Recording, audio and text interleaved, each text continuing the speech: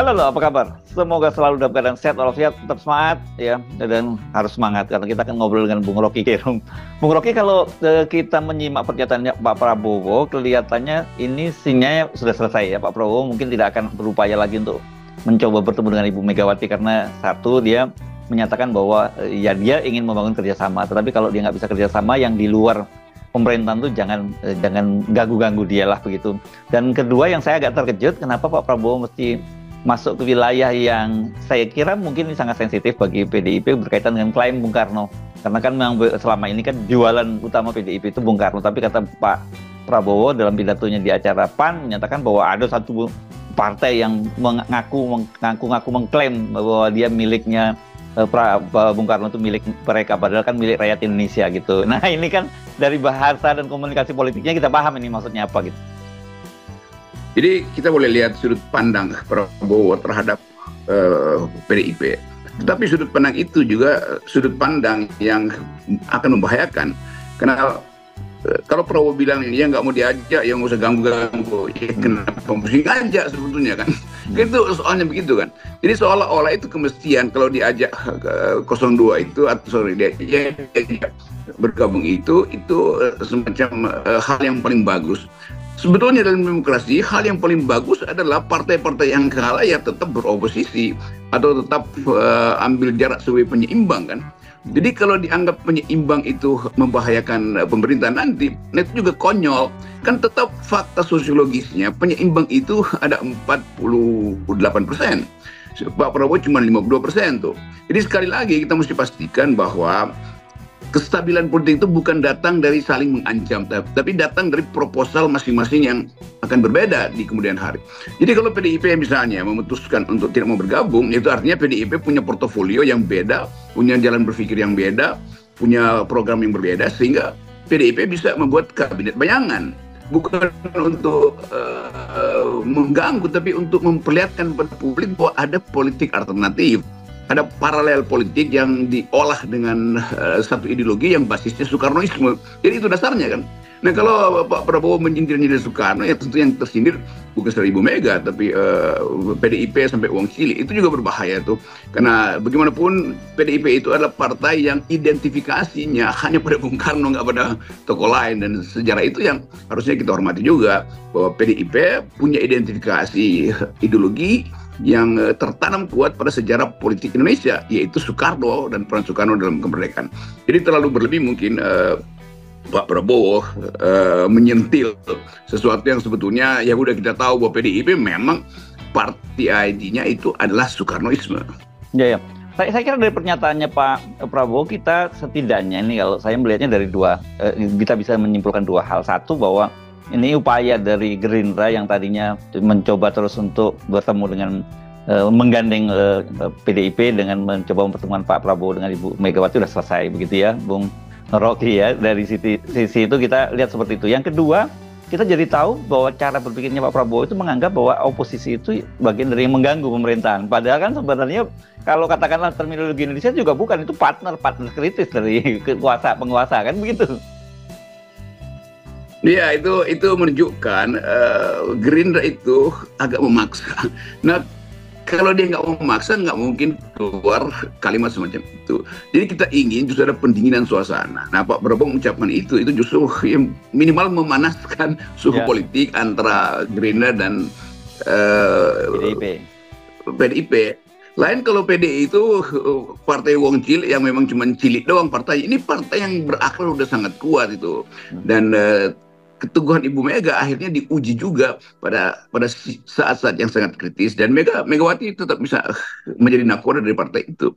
Jadi kalau kita lihat psikologi Pak Prabowo itu seolah-olah ingin bukan sekedar memaksakan, tapi mau mendalilkan bahwa hanya melalui pemerintahan Presiden Prabowo dan Gibran maka Indonesia bisa tumbuh bagus. Kan itu juga klaim yang sebetulnya ya ada nasionalisme di situ, ada patriotisme di situ. Kita hormati prinsip Pak Prabowo. Tetapi klaim itu klaim yang berlebihan dan membahayakan. Itu akan jadi klaim yang nanti akan jadi politik permusuhan kan. Bahwa siapa yang tidak mendukung pemerintah, dia adalah musuh negara tuh. Itu sama dengan klaim Orde Baru juga tuh.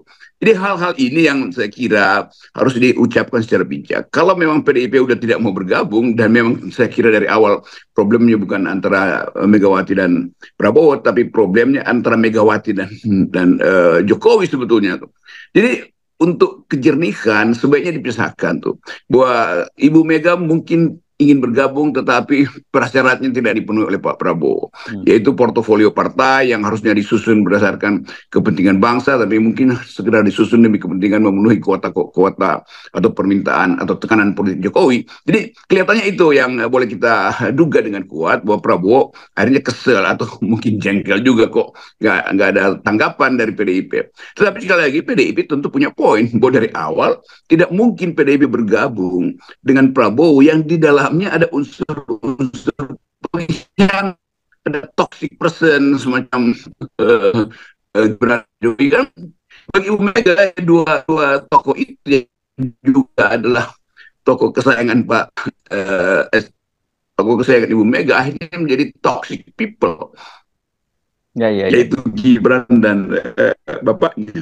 Jadi sebetulnya Prabowo itu agak berlebihan itu kalau menganggap bahwa hanya melalui pemerintahan Pak Prabowo dan Gibran Indonesia ini bisa mengalami kemajuan tuh. Nah itu sebetulnya poinnya yang keliru, karena apapun yang di persen yang tidak sekedar menunjukkan ketidaksepakatan dengan ide Prabowo yang hanya ingin meneruskan kepemimpinan Pak Jokowi, tetapi juga ada soal yang lebih personal, misalnya bagi Megawati, yaitu pengkhianatan Gibran atau Jokowi melalui Gibran yang menyebabkan tergores secara ideologis, tergores secara psikologis kepemimpinan Megawati di PDIP kan Pak Jokowi itu memberantakkan partai itu tuh. Nah itu kan tidak boleh segera diselesaikan melalui approach Prabowo pada Mega. Problemnya adalah Jokowi tidak mau lagi ditemui oleh Mega, jadi nggak usah dipaksa melalui Prabowo.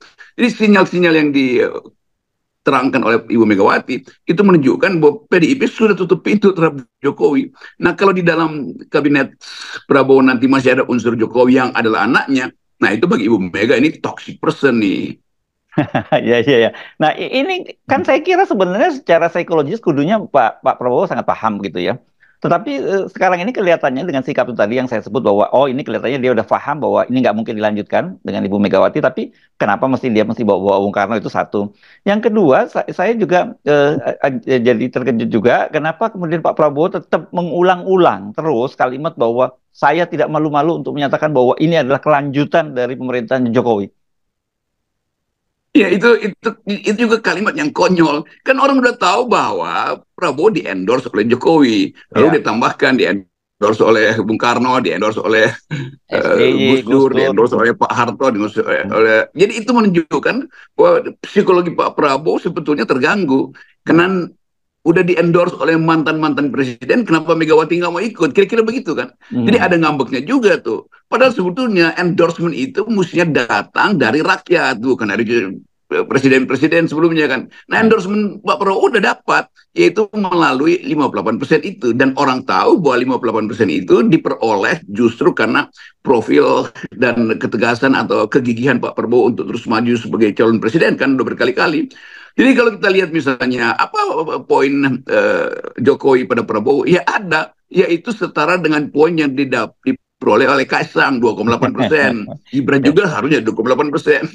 Jadi Megawati juga paham bahwa ya Gibran Jokowi kan cuma menyumbang 2,8%. Jadi kenapa mesti dipaksa Ibu Mega yang punya 18% itu harus menghormati keputusan atau permintaan Pak Prabowo. Lain kalau nggak ada Gibran di situ, Megawati mungkin merasa ya bagus juga tuh dukung di situ. Jadi tetap Prabowo cemas, legitimasi dia itu tidak dia peroleh secara penuh. Tuh. Legitimasi datang dari Gus Dur, boleh-bolehlah klaim itu. Legitimasi datang dari SBY, ada fakta di situ. Tuh. Tapi bagi SBY legitimasi itu juga agak bermasalah. Karena SBY terpaksa pergi pada Prabowo karena ditolak oleh Megawati. Kan itu dasarnya kan. Dan dari awal sebetulnya SBY itu adalah pesaing kritis dari Pak Jokowi. Jadi semua ini menunjukkan hasil pemilu itu tetap bermasalah secara legitimasi itu.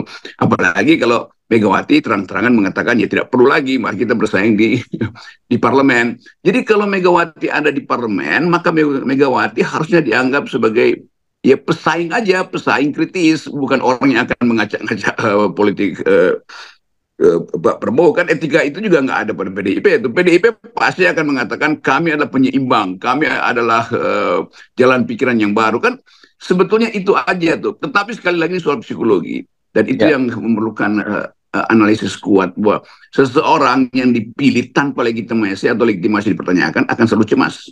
Ya, tapi saya kira ya pernyataan Anda berkali-kali di sini di channel ini bahwa sebenarnya Pak Prabowo itu punya legitimasi yang kuat tanpa Pak Jokowi itu kelihatannya nggak cukup mempan, nggak tidak cukup meyakinkan Pak Prabowo karena dari pernyataan Pak Prabowo sendiri jelas berkali menyatakan bahwa dia itu ya bisa menang karena didukung oleh di-endorse oleh Pak Jokowi dan itu setidaknya seperti ya diucapkan oleh Yusuf Manandi katanya dia menyatakan bahwa Prabowo menyatakan sendiri kepada dia bahwa dia itu bisa menang karena didukung oleh Jokowi begitu.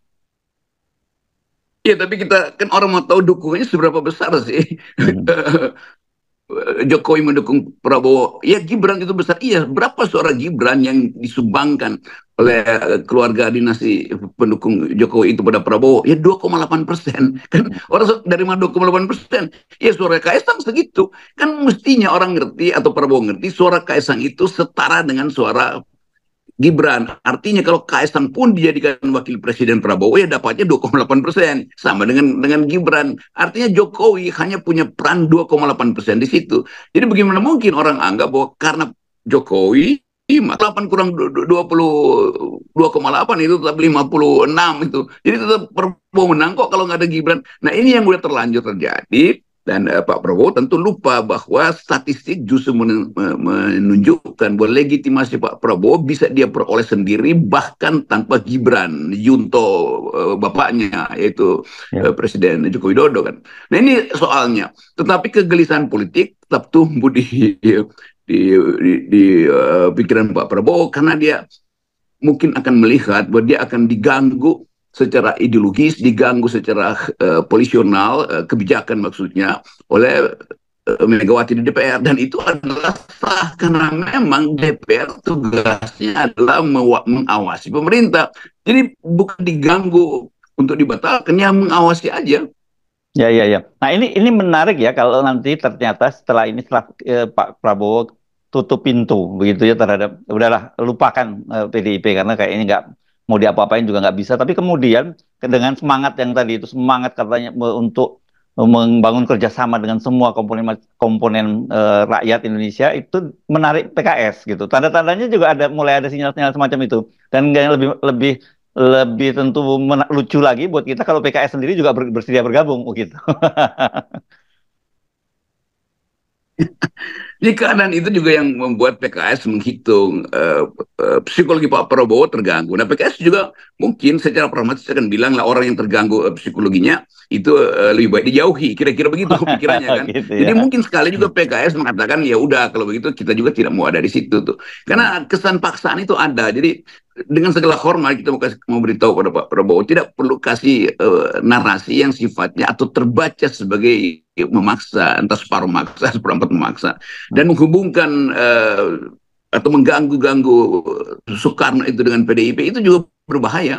Karena bagaimanapun mau diterangkan dengan cara apapun, PDIP itu dihidupi oleh captive market Soekarnoisme.